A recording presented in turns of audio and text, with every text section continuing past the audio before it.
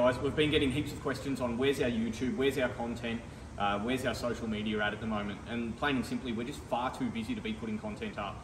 We've got heaps of footage from Drag Challenge weekend, we've got heaps of footage from Holden Nationals that we still haven't done anything with, we've got heaps of footage from here in the workshop and the builds we're doing, we've got heaps of footage from My Capri, and plain and simply we just haven't had time to edit it. The same as XFZilla, we are far more advanced than what you guys can see, but we just haven't had time to edit the videos and everything yet, so we need to get back into that. So what we're going to do is we're going to give you a quick rundown of the shop and where we're at the moment. We're a couple of weeks out from Drag Challenge and you'll be able to see why we're so busy and what's going on.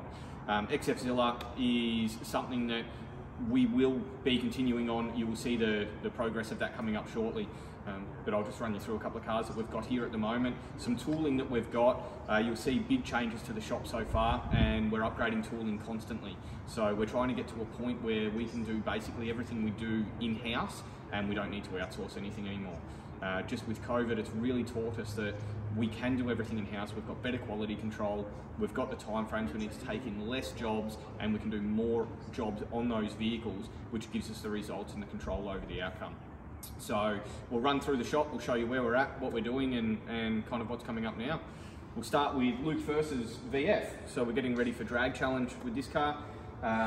This is a basic 400 cube combo with an Aeroflow G42 turbo on it. This car's gone 9.1 at 151 mile an hour, full IRS still, and we broke an output shaft on a transmission. So we've just got the trans back in it. We're wiring up a two-step now to try and make it repetitive and consistent for DYO, and Luke will be back out on the weekend testing. So this makes roughly 11 to 1200 rear wheel horsepower on our hub dyno and goes 9.1, 151. Car weighs about 4,000 pounds. We've got Nate Borg's VL back in. So we've taken the Turbonetics turbos off of Nate's car. Just due to back pressure issues, we could have pushed the car harder, but EGTs were climbing. So we've changed to a Garrett G42 compact now, or a pair of G42 compacts, and we're just about to get rid of the CNG 2200cc injectors and go to a single Delphi 2400cc injector in it. Again, in 6 years since we built this car, injectors have come a long way, and these guys just give us nothing but dramas. So we're getting this ready to race, and now Quarter Park's opening back up. Heat gets in full swing. Nate's going to come down here and do a couple of race days and get that lucrative 7. So moving over here, we've got Strip Show, which is my Capri, or I've lost it now, it's my wife's Capri. She's been doing most of the work on it. So this is going to be our next Drag Challenge car. We're still running All Show. We're actually currently about to put another motor in All Show early in the new year. Johnny Pillar from Powerhouse has built us a nice combo there with alley rods, better piston than what we had before. We're just stepping that combo up a little bit. So I'm enjoying the street Ks and driving that with the family at the moment. But this is going to be my next car. So this is big block, twin turbo, turbo 400, Dandy Engines built engine in this. It'll still be Haltech with all the fruit, and yeah, so we'll be posting videos and doing videos on this one as we go.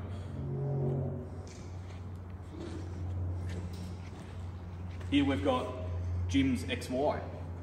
This would undoubtedly be one of my favourite cars that we have built, just for the fact of it's one that everyone says can't be done.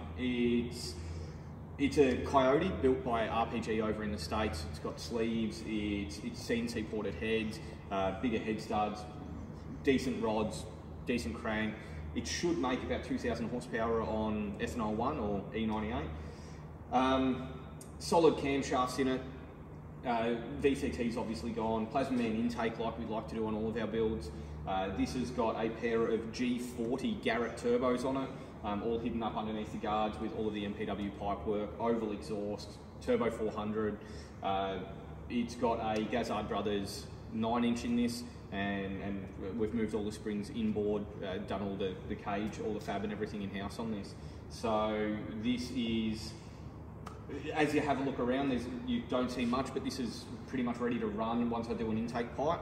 All the fuel system's done, wiring's done, everything else is done, and we've actually made this Coyote look pretty neat. But the work involved is new firewall, new tunnel. We've moved the engine so far back so we could actually fit the intercooler in, and we'll zoom in and show you. So everything's made in-house, from all of our catch cans to radiator, intercooler, everything is made, then welded and powder coated in-house. So it just means that we can step our quality up, and we're not sitting around waiting for things to get done and come back to us. So we'll pan over this and we'll show you what this is all about, and we'll move on.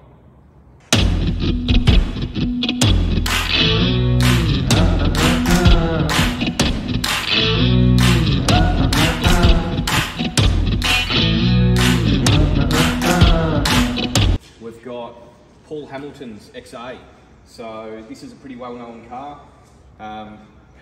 Look, we got this car for Paul. We had to get it sorted for him, and some years ago now, this had an oiling issue and it ended up breaking a rod. So what we've done is we've gone through top to bottom. We've gone bigger turbo, so it's got GDX 55s on it now. The car is on methanol. He wanted all of his passenger floor back, so he's on methanol pump fuel on the street. It's got a powerhouse engines, 600 cube big block Ford with twin Garrett GDX 55s on it. So it's all powered by a Haltech Nexus and keypad and basically all of the Haltech fruit. So we haven't ran this car yet. We're about to get it out on the weekend and see how it goes, but it made 2100 horsepower on about 24 pounder boost. On gate pressure, which is 10 pound in this, it makes kind of 1400 horsepower. It's pretty ridiculous, so we'll see how it all goes and slowly creep up on this combo. It's not something we really want to go throwing the kitchen sink at early. So we'll keep you informed on this and be doing a few more videos with Paul as well.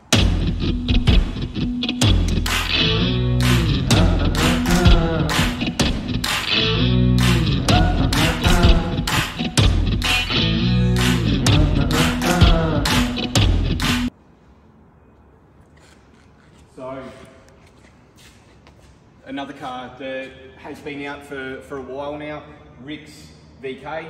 So this is 440 cubes now. We've just upgraded the turbos to some Aeroflow 78s on it, a small frame 78, and we've just been fighting trans issues with this lately, but all sorted now, ready to go to the track. So we're going to go and test this for Drag Challenge and try and chase that lucrative 7 for him as well. So this car on its first outing went 8-1, and we're looking to better that over the coming weeks or months, obviously. So we've got Tony's XA here. This is something that we're doing a lot of fab on for him. Turbo kit, intercooler, all the fab and whatnot for him. Here we've got Matty McIntosh's CV8. So this was actually built for another customer, and then Matt went and purchased it. So you would know Matt, he's got Jet R8. He's raced with us for a while. We set the Nexus and everything up in that for him and got the boys going. So now this has got a Holly Dominator in it, which leads me to, we don't just do Haltech here. We do a lot of Holly, we do a lot of Motec, and we do a lot of Haltech. So it's just, I like the Haltech product. I get very good backup service with the Haltech product, which is why I run it in my cars, which is why I push it to customers. So very happy with the Holly product as well, and never seen any dramas with it. So yeah, we're very happy with the Holly product as well, and we've been doing quite a few of them. So again, we'll put up some clips on this and we'll show you how this car goes and hopefully get it ready for Drag Challenge. So we really had to change a lot up on this, strengthen up the parachute mount for tow bar. We had to do full exhaust on the car for him. We've done all catchment devices, done everything else, getting it ready for Drag Challenge, and just had it all tapped. So this will be on the dyno tomorrow morning, and we'll let you know how we go. Coming into tooling, first of all, we've got Justin Jones's VZ up here. Just another one of the things that we do here, obviously. So Justin's had tubs, full live axle conversion. It's got a 400 cube LS engine. It's got twin G35s on the car. So look, it should be a good thing. It's gone over to a Haltech now, so we're just in the process of getting that ready for him and getting it ready to go to the track. So another one that we'll be keeping up to date with. But you see, This is our sheet metal area, or this is where we do all of our bead rolling, mainly our panel stuff. So any little repairs, we're not a panel shop, we don't want to be a panel shop, but say we're stretching a guard or we're doing infills in firewalls or making a firewall or whatever. We've got shrinker stretchers, plenishing hammers, we've got bead rollers, we've got big folders. So anything we need to do sheet metal wise, we're all covered in-house now. So even rolling our own tunnels can be done in-house. So having the right tooling has been a massive thing for us. Which leads me on to, we've got a guillotine over in our other sheet metal area, big soft table where we can actually work on the sheet metal without it getting scratched, marked or anything, and then that transfers over to the weld tables. So we have purchased a big fixture table, which deserves a video of its own, and we'll do that with the boys from KO Welding Tables when the table arrives. But basically with the fixture table, what it allows us to do is big flat aluminium things, say surge tanks or cells, sorry, and we clamp it all down so we don't get any warpage. All of our rear end components we can clamp to a big thick table.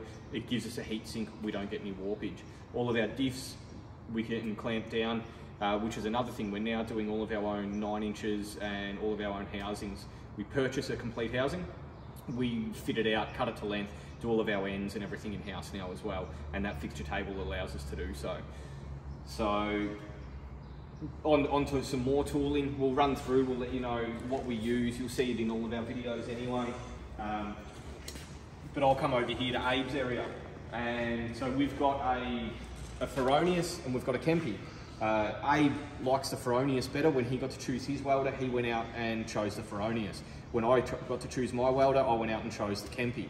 And it's not saying one's better than the other, but it's personal preference. And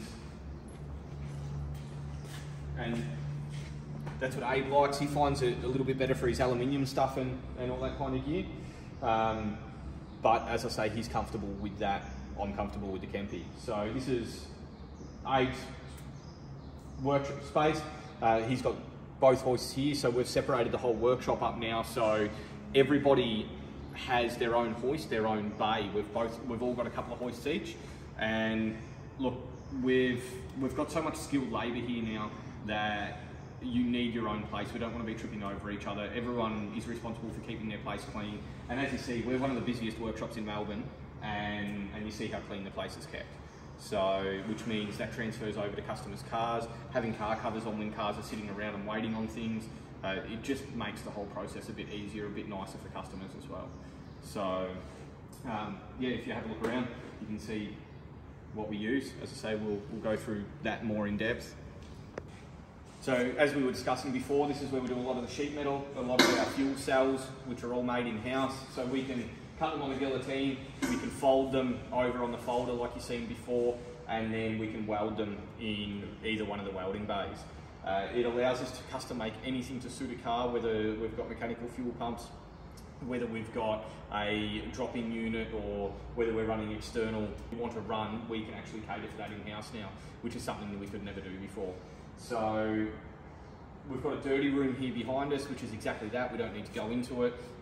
It's a pigsty, that's what the whole room's for. So that's where our cutting, grinding and our cleanup happens. That's where all of our powder coating happens. The powder coating oven is in there, extraction unit and all of the powder coating setups in there. That's where our mill is, our lathe and all of our other tools for machining and whatnot. So everything dirty goes in there. As you see, this is just a basic housing that we're doing for an EA Falcon. So it's not just Commodores that we work on, as you see here. So we might do some of the best early or first gen Commodores in the country with some of the best results, but we also do an array of other cars. So there's nothing that we won't work on. It's just whether it's to our liking or our standard now.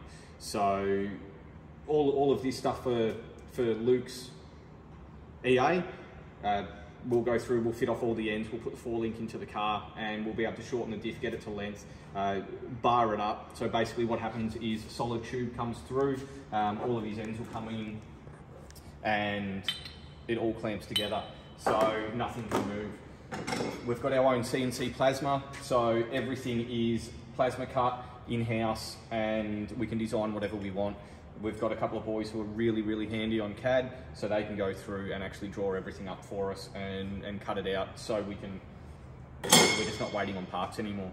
So, look, I hope you got the answers you wanted from where we've been, what we've been doing. As I say, we'll keep in touch with you leading up to Drag Challenge. We do want to do a few more things on tooling. We want to see your questions on how we do things, and we'll do short little videos. They're not going to be great videos. They're going to be unedited to the major extent, but at least you get to see what we use, how we do things, what the cars are that are coming out of here, and the quality.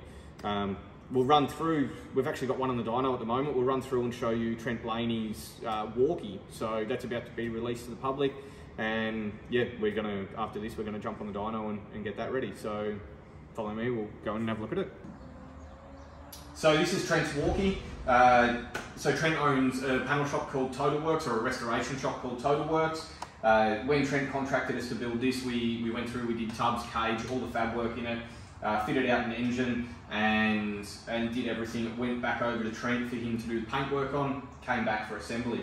So this is the first time the car's been started and running. We're now on the dyno with it, and we'll get a full tune up in it on E85 tonight. So we're going to try and do Drag Challenge in the first few events on E85, and then the reason for 2 big injectors in this is we're going to step it up to methanol. So Trent wants to beat me, and I want him to beat me, to be frankly honest. So his best bet of doing that is being on methanol, and then he can still E85 it for the street. People have this misconception on what a street car is meant to be. If you drive it on the street, it's a street car, plain and simple. I use my VK all the time on the street. It still makes kind of 450 real kilowatts on pump fuel, and on methanol we're making in excess of 2,000. You can't use that on the street, and I want something that I can just fill up at a servo, I can drive as much as I want to do, and that's where Trent wanted to be able to do pump, E85, and methanol with this combo. So this will be a pretty cool thing. In saying that, we've got heaps of other builds which we will keep you guys up to date on, like Scotty's HQ 2-door, which turned up to us with no roof, no floor. It was one of the worst we've seen. Between us and Total Works, that car's now got a full chassis, got an engine sitting in it, all the tin work's done, and it looks amazing. So we'll run through that in another video. We've got Alex's VE Club Sport, which is currently completely gutted inside and out, so that's getting a full clip in it. That's getting a Dandy Engines built 427 cube LS, turbo 400, a billet converter out of the States in it, all the Nexus and Haltech gear, like what we do. So as I say, there's quite a few different cars happening at the moment. We've got quite a few Fords on the back burner as well, so we'll just keep you guys up to date as we do them. And don't forget to like, share, subscribe, and just comment down below and let us know what you want to see, whether it's how we do things, how we make things, whether it's what car's going on down here or what's happening. Just ask the question and we'll try our best to show you. Thanks for watching, guys.